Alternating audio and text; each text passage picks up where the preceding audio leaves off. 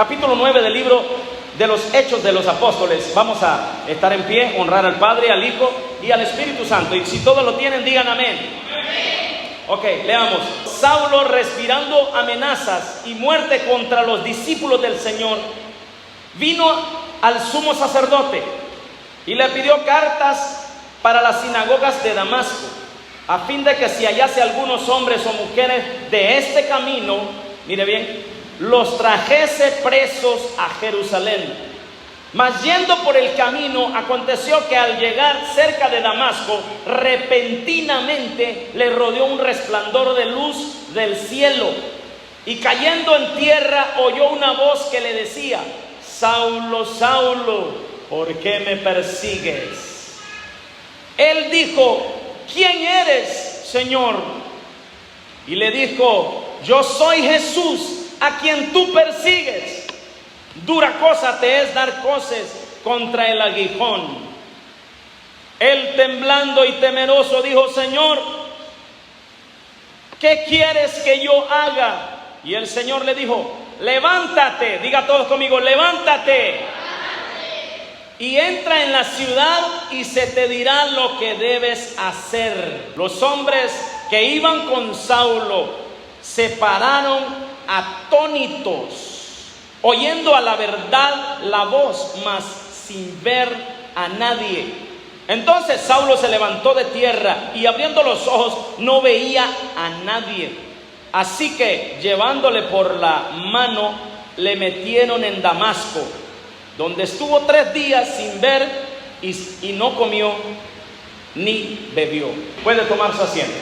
Dije que estábamos estudiando, o hemos estado estudiando, sobre la vida del Espíritu Santo para la iglesia. ¿Por qué es tan necesaria la vida del Espíritu Santo para la iglesia? Porque como iglesia nosotros no podemos por nuestra cuenta, tenemos dependencia total. Así como Jesús lo explicó, cuando Él les explicó a los discípulos, que en ese entonces eran los discípulos, dice la Escritura, que les explicó en el libro de Juan que Él se iba, pero que ellos no quedarían huérfanos. Ellos tendrían un consolador, tendrían un compañero de batalla en esta tierra, de milicia. Entonces, la iglesia o los discípulos no quedaron solos. Al principio se sintieron confusos cuando Él fue muerto, y después de 3 días hubo un gran alboroto, dice la Escritura, y la historia no lo recuerda, que la gente no lo podía entender cómo era que Jesús había resucitado, porque no estaba acostumbrada la humanidad a tener ese fenómeno de la resurrección. Así que aquí, recordándoles estos pasajes, Jesús les dijo en el capítulo 16, y no lo tienen que buscar ustedes, yo solamente lo voy a leer rápidamente, porque es importante recordar que de aquí es donde la iglesia debe tomar para ejercer una función en esta tierra. Digo, tomar para ejercer una función, porque si vivimos una vida evangélica, cristiana, sin dependencia total del Espíritu Santo, entonces caemos en algunos fracasos, caemos en algunas confusiones, en algunos baches, y se nos complica entender el cristianismo. Es por ello que a muchas personas regresan o se confunden en el camino, y hay tanta diversidad de situaciones dentro de la iglesia del Cordero. Pero dice el verso 8, le voy a leer aquí, dice: pero cuando venga, convencerá al mundo de pecado, de justicia y de juicio. ¿Quién va a hacer eso? El Espíritu Santo, ¿verdad? En el verso 7 del capítulo 16 de San Juan, estoy leyendo, dice: pero yo os digo la verdad, os conviene que yo me vaya, porque si no me fuere, el Consolador no vendrá a vosotros, mas si me fuere, os lo enviaré.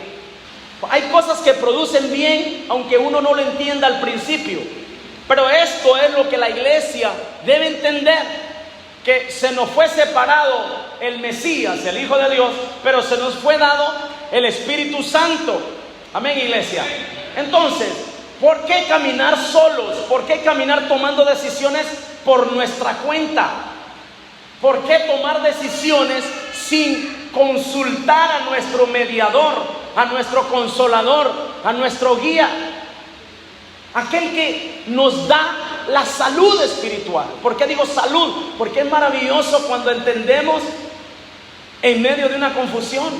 Eso es saludable, es bonito, es agradable, es de mucha felicidad y paz. Entonces el Espíritu Santo debe ser el centro de nuestra vida como iglesia. Pero, ¿qué es lo que ha pasado en los últimos años? Hemos estado explicando, el Espíritu Santo más para la iglesia es semántica. O sea, no hay vivencia, no hay una dependencia. Cuando tomamos decisiones, no le oramos a Dios, no le pedimos al Espíritu Santo dirección, no tomamos en cuenta su persona. Por eso yo siempre hago figurativamente este concepto y lo digo. Hablamos del Espíritu Santo, pero lo tenemos allá sentadito en alguna silla o amarrado allá en algún rincón, porque no lo dejamos actuar a Él, porque evitamos su dirección, evitamos que su presencia se manifieste, evitamos que Él tome el lugar. Pero Jesús aquí lo dice en el verso 7: les conviene que yo me vaya. Entonces, la vida de la iglesia depende del Espíritu Santo, y el libro de Hechos es el ejemplo más claro para la iglesia de que el Espíritu Santo está vigente para nosotros hoy. Está hoy más que nunca. Entonces, queremos ser felices. ¿Cuántos quieren ser felices? Dígame. ¿Cuántos quieren vivir en paz? ¿Cuántos quieren vivir llenos de gozo? ¿Cuántos quieren tener todo? Claro que sí, hermano, todos decimos amén. ¿Por qué? Porque es bonito estar placenteramente tranquilo. Pero, pastor, ¿cómo es que una persona que solo tiene tortilla con sal va a decir que lo tiene todo? Ese es el misterio. Diga conmigo, misterio. Ese es el misterio del Evangelio. Que las riquezas de este mundo sirven para poco, porque cuando uno va de regreso al polvo de donde vino, no se va a llevar nada de eso. Pero la felicidad, el gozo, la alegría, vivir placenteramente en este mundo, que usted tiene frijolito, arrocito y guineíto y es feliz. Pero aquel vecino que tal vez no conoce de Dios tiene todo, y ahí usted escucha las latas cómo se tiran las ollas. Es un ejemplo que lo pongo, no, puede que suceda. Aquella persona que tiene todo no tiene la felicidad que usted tiene. ¿Por qué? Porque hemos aprendido que nuestra alegría y nuestra felicidad no depende de las cosas de este mundo, porque este mundo es simplemente pasajero. Pero para que eso suceda, necesitamos al Espíritu Santo. Voy a repetir esto, pero para que esto suceda en la iglesia necesitamos al Espíritu Santo. Porque cuando no hay Espíritu Santo en un cristiano y él mira los frijolitos, ya los mira, hermano, que ya le hablan los frijoles, ¿verdad? Que ya no quiere ni verlos. Ya no, ¿verdad? Se pelea hasta con el gato y el... ¿Por qué esta miseria? Pero cuando uno tiene el amor de Dios, la gracia del Señor Jesucristo y la comunión con el Espíritu Santo, es distinto, porque uno ve todo feliz, bonito, alegre. Uno lo ve todo maravilloso. ¿En qué consiste la fe auténtica? La emuná, la fe de servir al Señor Jesucristo. Consiste en amar sobre todas las cosas su presencia.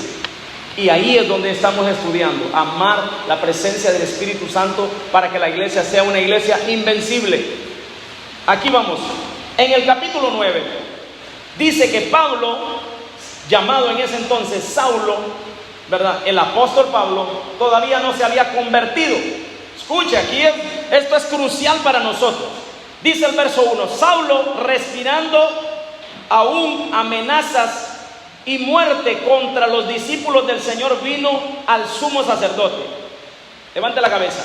Saulo, que después se convierte en el apóstol Pablo, repitiendo un poco de lo que hemos estudiado anteriormente. Pablo era un hombre conocedor de la Biblia. Era un hombre que conocía de de Dios. Era un hombre que tenía un conocimiento abstracto, profundo, arraigado de las cosas de Dios. Lo estoy explicando muy sencillamente. O sea, Pablo o Saulo era un hombre estudiado, era un hombre que había estudiado con la gente más capaz de la época. Dice la historia, que ya lo vimos en el capítulo anterior, que él estudió al lado de uno de los mejores sabios o rabinos de la época, del Sanedrín, el famoso Gamaliel, un hombre poderoso en las escrituras, un rabino lleno de conocimiento y sabiduría. Y Pablo era un hombre conocedor de las escrituras. ¿Qué es lo que queremos explicar? Mire lo que sucede cuando la iglesia no tiene al Espíritu Santo. La iglesia religiosa, Pablo era un hombre religioso porque no conocía de Jesús. Es más, él respiraba, dice, amenazas y muerte. Cuando un cristiano no tiene al Espíritu Santo de Dios, cuando un cristiano no reconoce el señorío de Cristo y el Espíritu Santo en su vida, hermano, va a estar así como Saulo. Estaba lleno de odio, estaba lleno de rencores, estaba lleno de amenaza contra la iglesia. Así que cuando nos encontramos este espíritu rondando nuestras vidas, es el mismo espíritu religioso que perseguía a estos grandes hombres. Pablo, ¿de quién hablan? De Pablo, hablamos de Saulo, un hombre conocedor de las escrituras, pero no sabía nada acerca del Mesías, ni lo reconocía, ni sabía nada acerca del Espíritu Santo. Entonces, este pasaje nos recuerda el encuentro que él tuvo con el Señor Jesucristo. Verso 2: y le pidió cartas para las sinagogas de Damasco, a fin de que si hallase algunos hombres o mujeres de ese camino, los trajese presos a Jerusalén. Mire cómo es, un hombre conocedor, era un oficial, alguien importante. Pablo era un tipo que trabajaba para el gobierno, tenía grandes enlaces y tenía un poder político enorme por sus conocimientos y por ser un judío natural también. Aquí es donde vamos entendiendo por qué la vida de la iglesia religiosa es una vida triste. ¿Por qué la vida de la iglesia que no tiene el Espíritu Santo no puede ser feliz? Pablo se conocía los 10 mandamientos. Pablo se conocía bien las leyes humanitarias. Pablo se conocía bien las leyes sanitarias. Pablo se conocía las leyes y todo el conocimiento de las escrituras, lo que ellos le llaman la Torá, o sea, el Pentateuco, Génesis, Éxodo, Levítico, Números y el libro de Deuteronomio. Los primeros 5 libros son los que forman el concepto de la Biblia hebrea, judía. Los judíos estudian esos 5 libros, los libros que le llamamos nosotros el Pentateuco. Ellos le dicen la Torá. Torá, que es enseñanza, los libros de sabiduría y enseñanza eterna. Pablo los conocía bien. ¿Por qué le menciono esto? Para que usted me preste atención y aprendamos. Porque no basta con conocer las escrituras. Venimos mencionando que no basta con estudiar las escrituras. Este hombre estaba lleno de rencores y odios y dice que pidió cartas, conociendo la ley. Él quería arrestar y meter presos, y dice, aquí habla de muerte, o sea, aquí habían asesinatos. Ya estudiamos en el capítulo 7 la vida de Esteban, uno de los diáconos, cómo fue apedrado, y Pablo estuvo presente en la muerte de Esteban. O sea, ellos se deleitaban. Escuche, iglesia, para los que no nos gusta escuchar esto, yo quiero que lo escuchemos, ¿verdad? No lo digo por usted, pero se lo digo a usted, aleluya. Que no nos gusta que se nos dé una palabra directa de Dios, que no nos gusta escuchar la palabra tal como está escrita de parte de Dios, que la gente le cuesta congregarse, que la gente le tiene tanta pereza a la oración, a la comunión.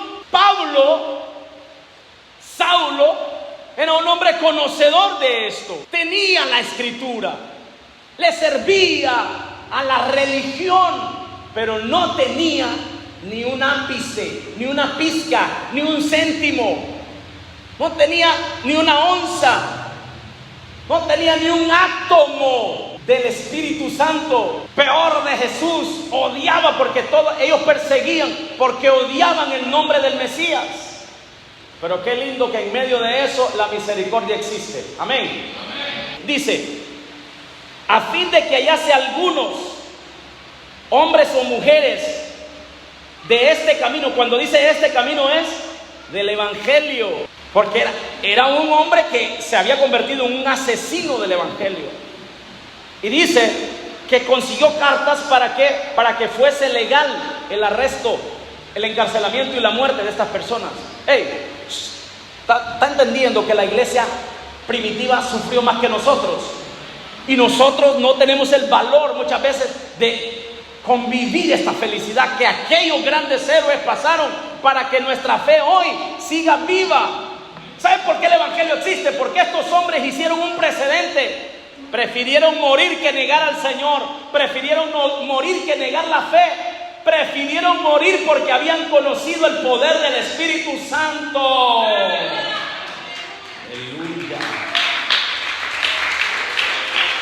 Hermano, escuche, ellos habían visto actuar al Maestro, habían visto a los apóstoles cómo hacían presagios, prodigios, señales, milagros. ¿Por qué la iglesia hoy nos hace falta vivir esas experiencias?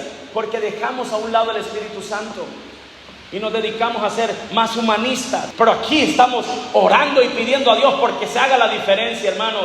¿Cuántos quieren ser diferentes a través del Espíritu Santo? Digo, ¿cuántos quieren ser diferentes a través del Espíritu Santo? Mire, nadie cambia si no tiene el Espíritu Santo. Lo digo de nuevo. Nadie cambia si no tiene el Espíritu Santo. Yo puedo tener Biblia, conocimiento, títulos, preparaciones.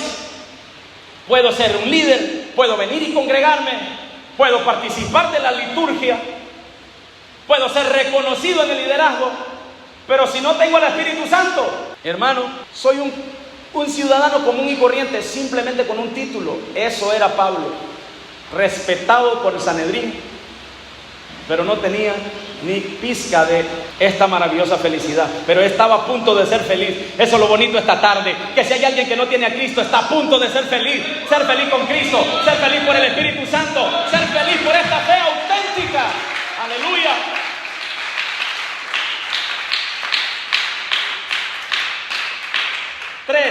El verso 3. Mas yendo por el camino, aconteció que al llegar cerca de Damasco, repentinamente le rodeó un resplandor de luz del cielo. Ahí está. Iba con odio. Imagine un cristiano con deseo de venganza, hermano. Es que me la va, hermano. Aleluya. Que le valga que ser cristiano si no le pegamos una cinchaseada. Hermano José, aleluya. En otro tiempo, hermano, sé que me llevó la bicicleta, loco.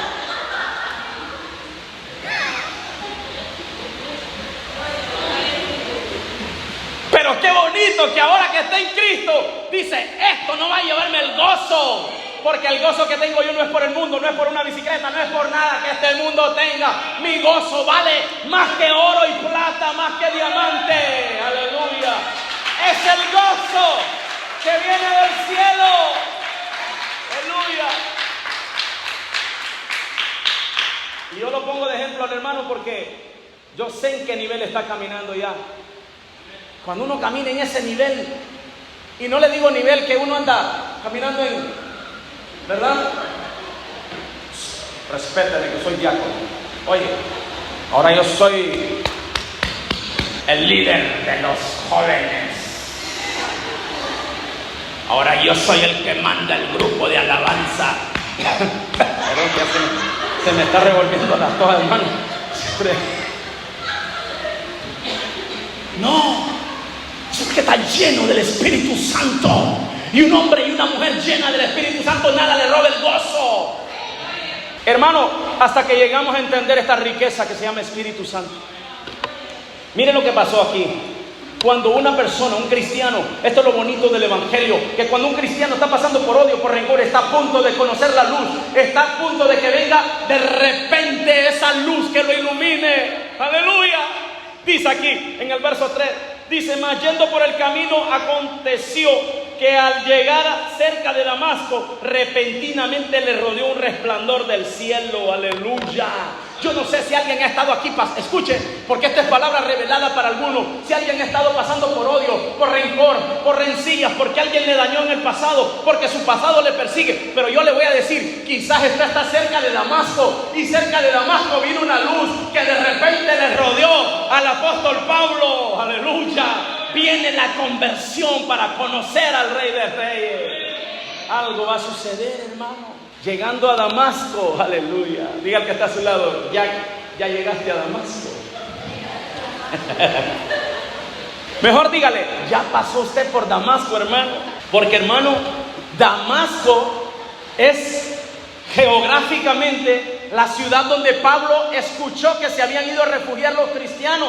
Entonces fue a perseguirlo. Fue el odio, fue el rencor, fue la rencilla, la venganza, a perseguirlo. ¿Cuántas veces le ha perseguido el odio a usted? ¿Cuántas veces le ha perseguido la venganza a usted? ¿Cuántas veces le ha perseguido la rencilla, ¿verdad? El rencor, las cosas que son de origen oscuro, hermano, que a uno le quieren entrar al corazón para cobrársela a uno por la cuenta de uno. Aleluya. Tuvieran por haberme matado la gallina y vas a ver que... Pero qué lindo, hermano, que ya pasamos Damasco. Pablo estaba llegando a Damasco y dice que repentinamente, aleluya.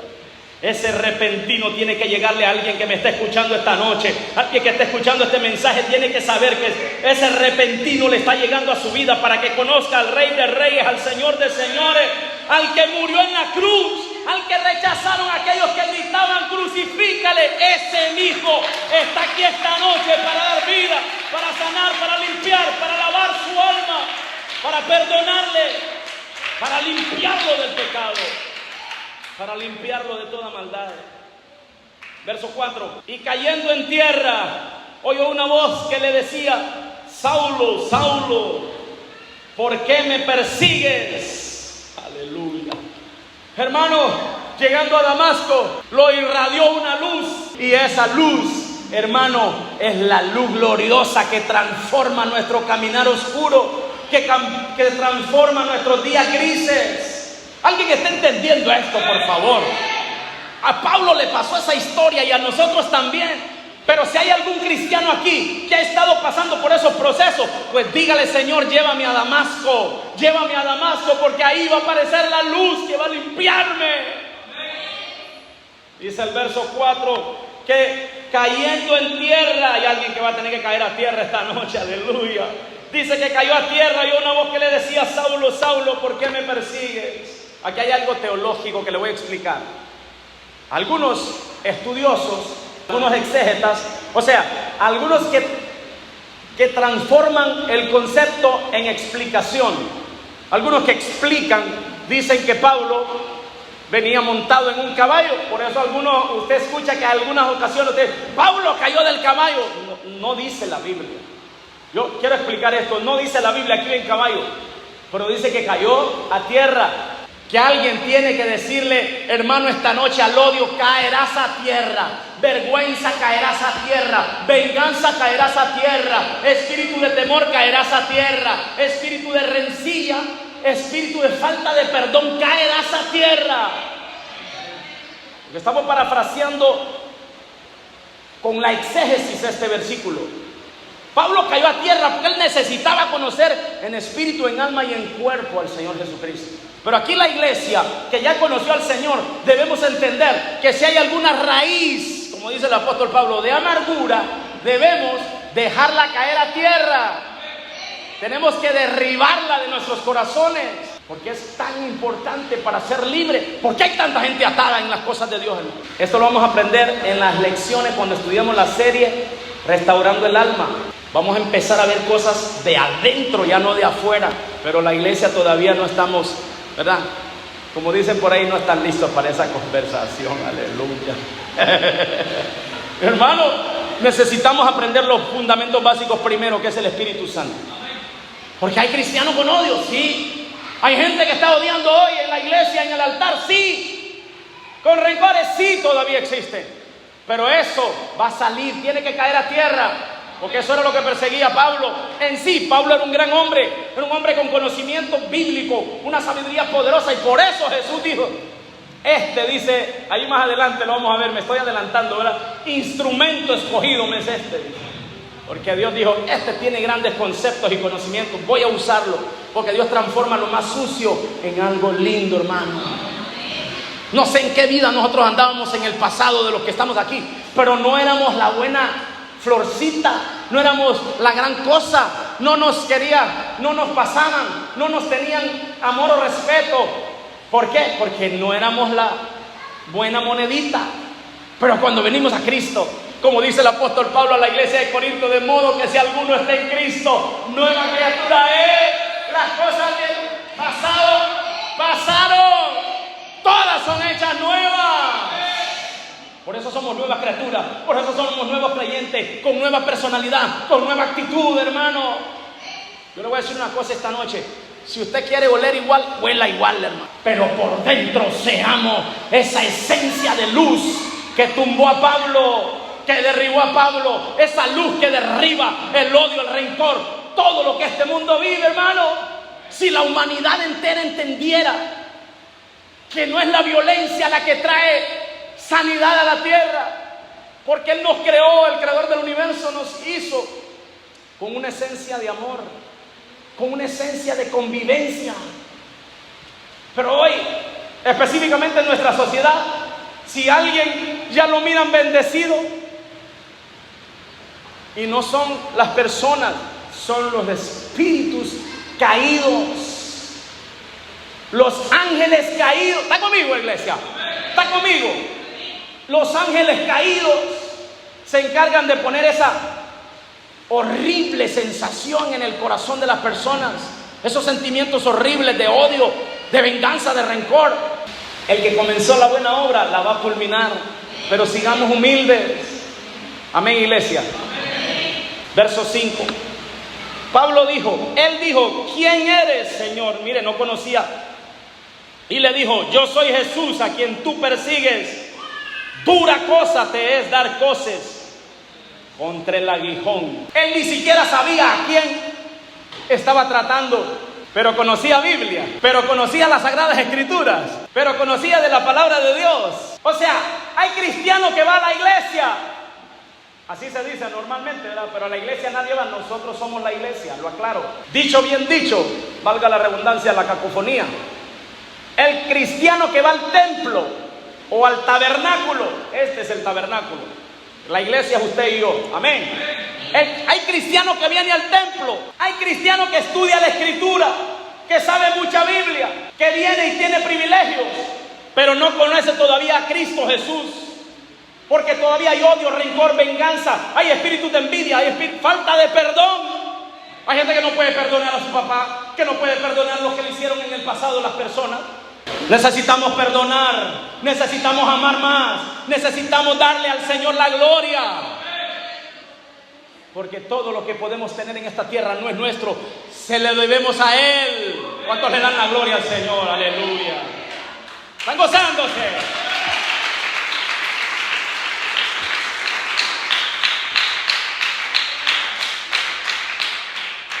Le dice, yo soy Jesús. Esta es la traducción al español. Desde el contexto hebreo, Jesús es el nombre de Yeshua. Yo soy Yeshua a quien tú persigues. Le dice más, dura cosa es dar coces contra el aguijón. ¿Sabe qué es un aguijón? Ahora le explico el significado desde el contexto contemporáneo del hebreo. Aguijón, para los que trabajaron o trabajan en el campo, aguijón es una vara que en la punta es bien aguda, o sea, bien puntuda. Es bien agudizada así. Con esa vara aguijoneaban los bueyes para que se movieran, para que obedecieran al triador, al que estaba ahí guiándolos. Jesús le dijo, dura cosa te dar cosas contra el aguijón.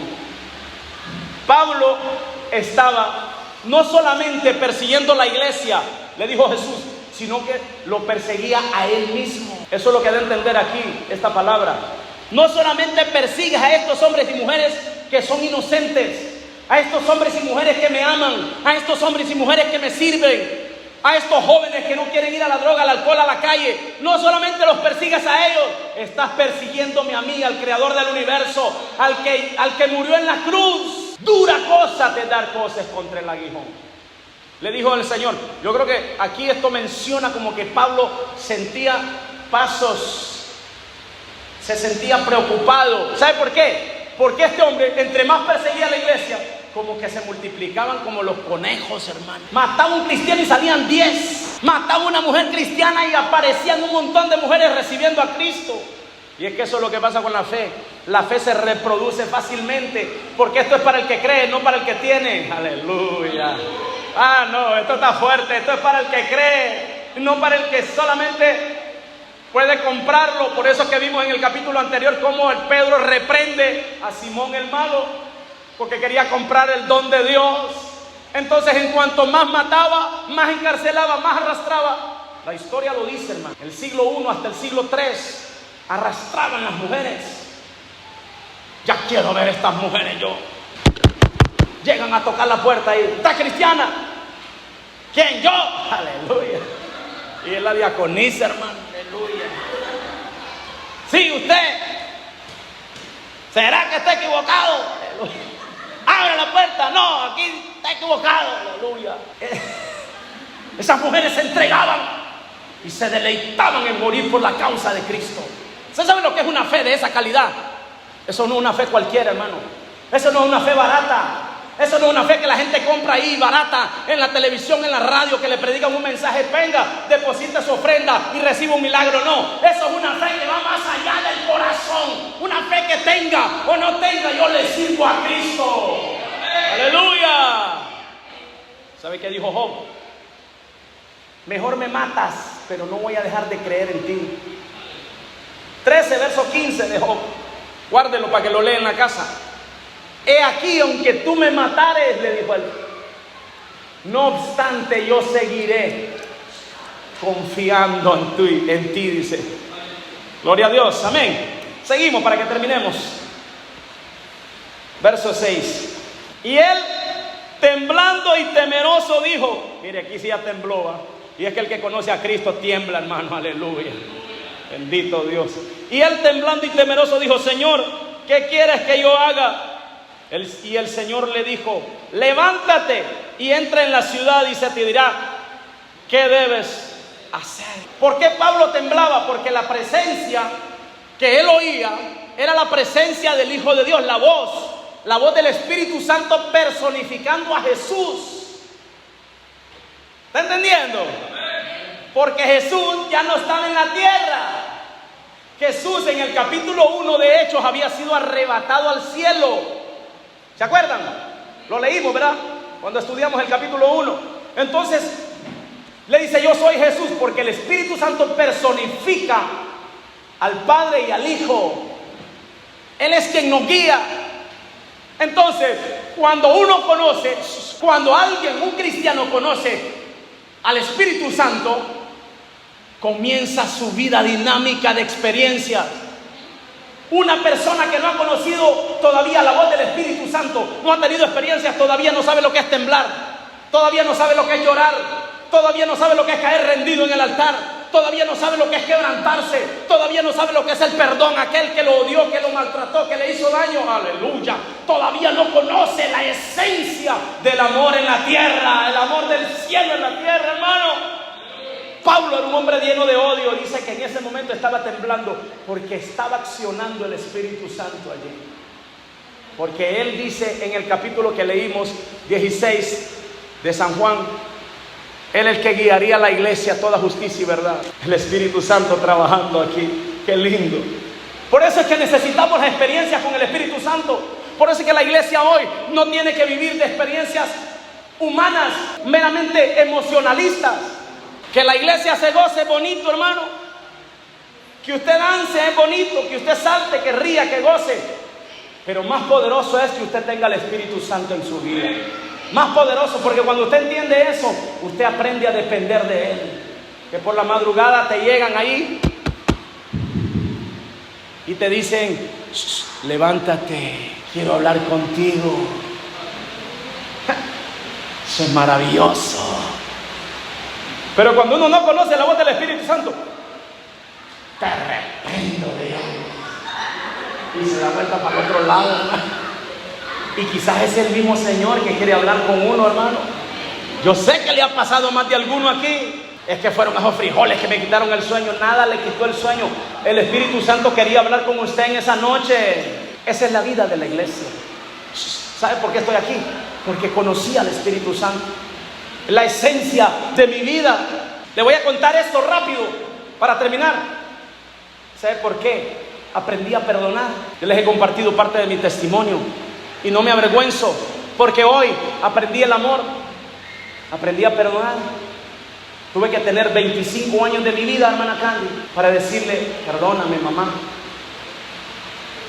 Por primera vez le di un beso en la mejilla a mi vieja, pero venía de un ayuno de 7 días de estar con él allá arriba en la montaña, y yo no podía amar a mi mamá porque sentía un odio por el pasado. No porque mi mamá se comportó nunca, mi vieja es mi princesa, pero yo había sentido un rencor por las cosas de mi pasado, porque había habido una separación en mi hogar, y aquello se sembró en mí. Y más, escuche, era ministro del altar. Es que yo no invento mis mensajes, hermano, son vivencias. 25 años de mi vida, hermana, para reconocer que mi madre le había fallado. Y eso lo hizo el Espíritu Santo en mi vida. ¿Hay alguien en esta noche que necesitará perdonar a alguien? Está fuerte esa pregunta. Entra a esa ciudad, le dice: levántate. Hay alguien que tendrá que levantarse esta noche. Hay alguien que tendrá que levantarse esta noche. Y no le voy a decir simplemente a que venga al altar. Le voy a decir: levántese, levántese, levántese y busque la presencia del Espíritu Santo, porque vamos a necesitarlo. Vamos a necesitarlo si queremos seguir adelante en este camino, hermano. Fuera del Espíritu Santo, hermano, no somos capaces. Nadie perdona si no tiene el amor del cielo en la tierra. Por eso hay tanto asesinato, tanta venganza, tanto odio. Hey, y esto ya no está fuera. Ay, pastor, mejor póngame a trabajar con fulana, porque yo me llevo bien con fulana, pastor. Yo, mira, el amor tiene que abundar. Tiene que levantarse esta noche alguien a vencer. ¿Cuántos quieren ser vencedores en Cristo, hermano? ¿Cuántos son vencedores en Cristo? Cuando usted entre, se levante y entre en esa ciudad llamada Jerusalén, como les expliqué en la primera lección de las lecciones del Espíritu Santo. ¿Sabe cuál es el Jerusalén de la iglesia? El corazoncito suyo. Porque, mire esto, Jerusalén es la ciudad amada por Dios. Jerusalén es la cuna de la adoración del pueblo judío.